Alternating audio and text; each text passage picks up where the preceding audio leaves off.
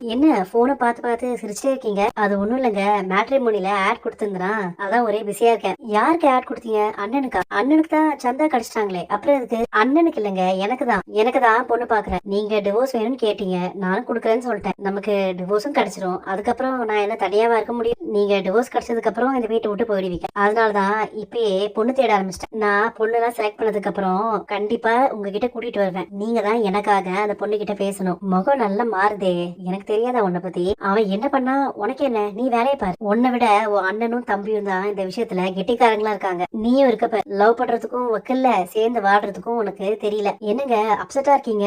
நான் கல்யாணத்துக்கு பொண்ணு தேடுறது உங்களுக்கு பிடிக்கலையா? நீங்க கல்யாணம் பண்ணிக்கிறதுல நான் எதுக்கு அப்செட் ஆகணும்? உங்களை பார்த்தாலே தெரியுதேங்க.